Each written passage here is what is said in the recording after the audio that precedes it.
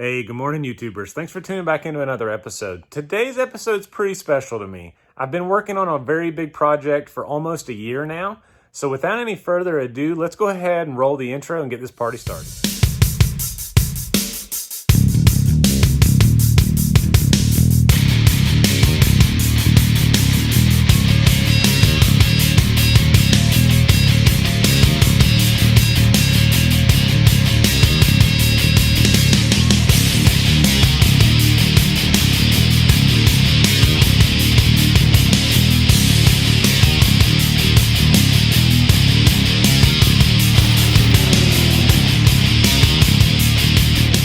So ladies and gentlemen, boys and girls, if you've watched a few of the other videos until now, subscribe to the channel, you probably have a good indication as to what this year-long project has been. And this project has been specifically my F22, which, good grief, we plan to put it in Clifford. I plan to put it in my old purple hatch. I plan now to put it in a different car. You guys have kind of seen all this. I want to pause you though. If you haven't already, go ahead and watch some of the previous videos. Even if you do it after this, subscribe to the channel. A lot of this stuff will not make sense, or you won't get the full gist of it unless you watch all the content. So it's not a self-promo. I'm not throwing it out there to try to get you guys to go watch my video. It's for your own benefit. A lot of the stuff that I do, I've either done a lot of, or I'm doing for the very first time. The stuff I've done a lot of, I kind of forget to record because it's just so routine. But a lot of the stuff that I'm doing for the first time, I'm showing you guys the after effect or the aftermath of it because, you know, a lot of times it's hard to pick up the camera and record while I'm kind of playing it by ear and, you know, learning as I go. In this case, there's not a rule book. You know, an F22, for one, is not a super desired engine. It's kind of something that's often forgot about. And because of that, there's not as many aftermarket supporting modification parts that you can buy that are just ready to bolt on.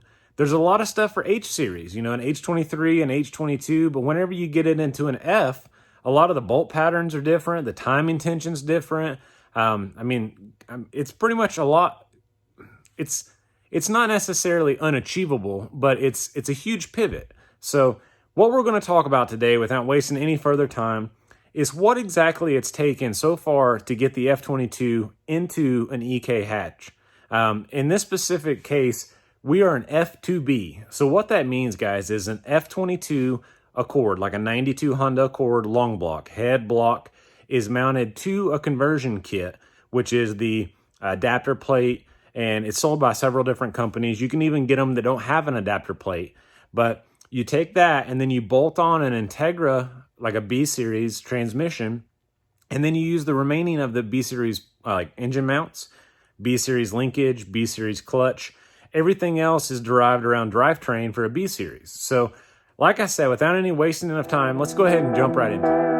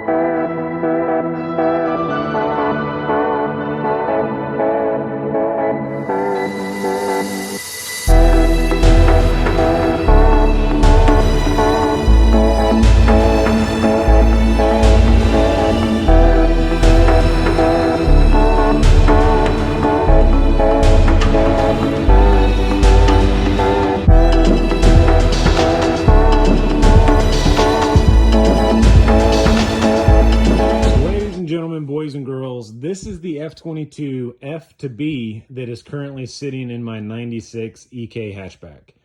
EK meaning, you know, Honda Civic for lack of a better explanation. The way that it's set up, guys, this kit is a PLM or a 1320 kit.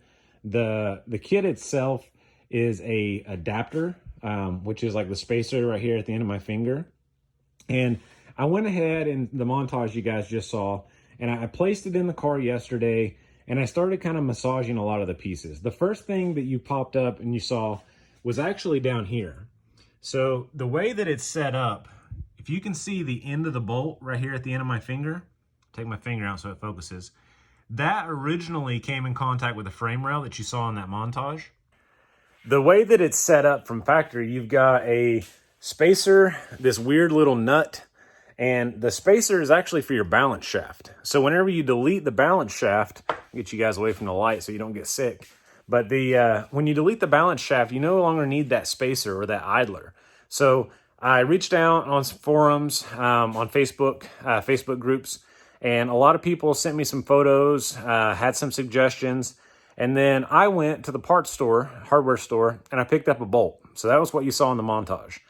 The peculiar part is that, this is a Honda, but the bolt itself that is holding the tensioner on is actually a stud.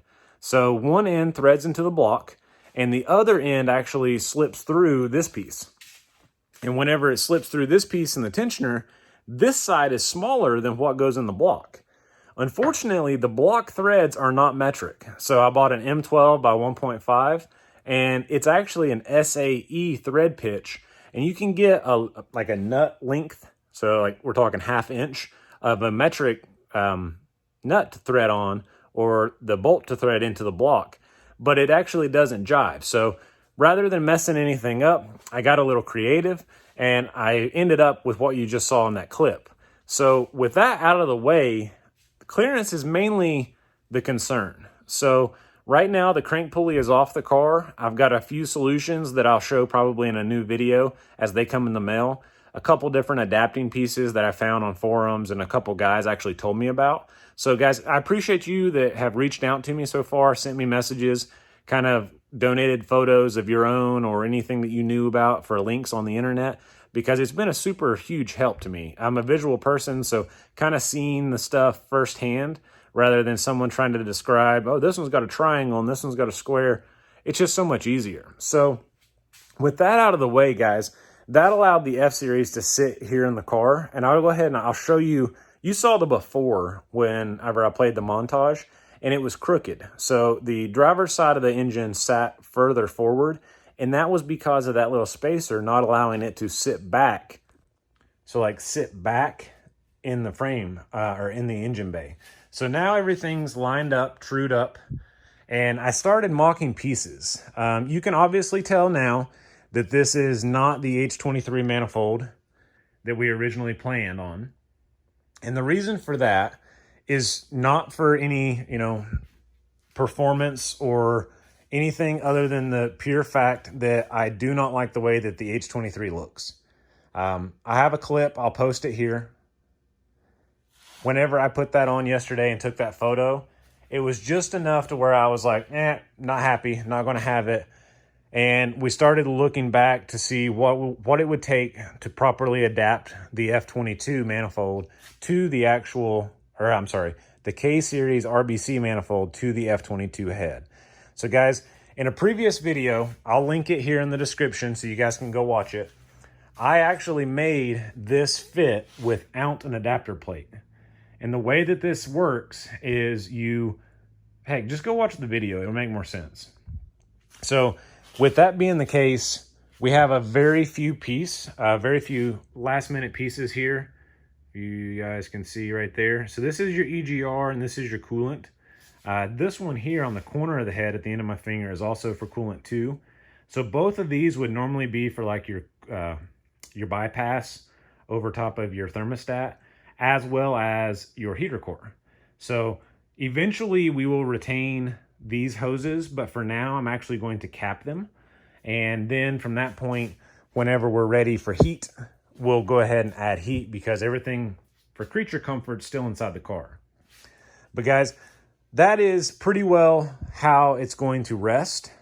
We've got a few things to do that'll be in a future video to kind of firm up the intake manifold. This is a K-Series throttle body, so it's going away. I have a B-Series throttle body and like a conversion plate that we'll put on there. Other than that, The way that it's set up, heck, you know what? That actually might be a B series throttle body. It does not seem to be, but it looks like it has a B series adapter. What do you guys think? Leave me a comment if you think that this is an adapter already from K to B. So guys, that steals a little bit of the thunder away. So last night I ordered a K series to B series throttle body adapter, and we're going to put my throttle body that we originally planned on running on the H23 manifold on this manifold. That'll allow our TPMS and our map sensor to bolt in properly. Just from second look here, this looks like it's still K series for the bolting pattern, especially for like the map sensor. But with that being the case, we'll have that here probably in a day. I also need another tap.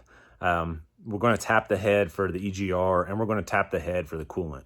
So those will be here Monday, and then we'll be able to go ahead and kind of firm up those hoses. You guys probably saw this big shiny stainless pipe. I'm going to talk about it next. So in terms of coolant here, this is actually where the thermostat would normally go.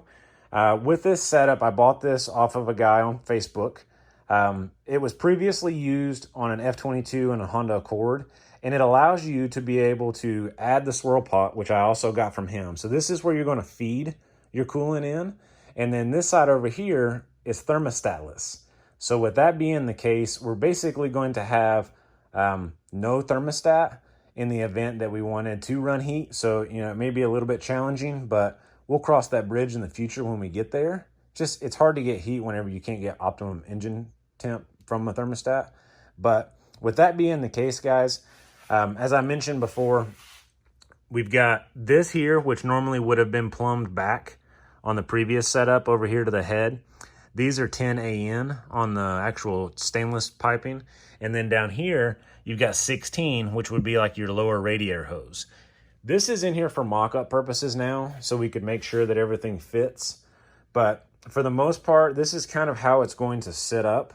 We've got an aftermarket radiator that's coming in, so we'll lose a little bit of the distance here, but it won't be that bad. We've got a slim fan to go on it, and we'll be in business. Moving over to the turbo setup, guys. You guys have seen this in a previous video. This is an Infamous Motorsports FabMD top mount F-Series T4 with a Borg Warner. When we did this manifold, it was originally designed to go in a different car. When we put it together, we opted for the gate placement to be on the front, and that's a 60 millimeter gate. So by doing that, this ended up negating our purposes. Actually, not negating, you could say. It ruined our chance of putting our intercooler here. So whenever you guys saw this car previously, it had this intercooler mounted to the front of it. That has gone out the window. So now I'm searching to come up with an intercooler solution, and it's probably going to end up being a little bit more creative than what we had planned on. But by being able to rotate and clock the compressor housing, we can move it a little bit, but you guys can see it's canted in towards the center of the car. And then with the gate hanging forward, that eliminates the flush mount that we had with the previous intercooler. So it's going to have to either space out or it's going to have to offset. So whatever that really ends up looking like, we'll do it in a different video. But guys, for the most part now, we're mocked up. We're sitting in spot. We had to do a little bit of trimming here. I did it on the underside so you guys couldn't see it. But it was a pistol to get all this stuff in here because this sits a little bit further forward than what like a normal Honda engine would. And then we didn't help our cause any by adding all of this stuff in the front. So I'm pleased with where we're at now. I've got a few things to do today. We've got alternator relocation bracket here that we need to come up with. We also need to go ahead and get those taps so we can get the intake and the coolant and the EGR all situated.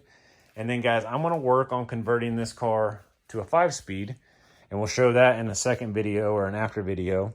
This car used to be an automatic. So right now it has all of the automatic goodies still inside. Oh, there's bird poop.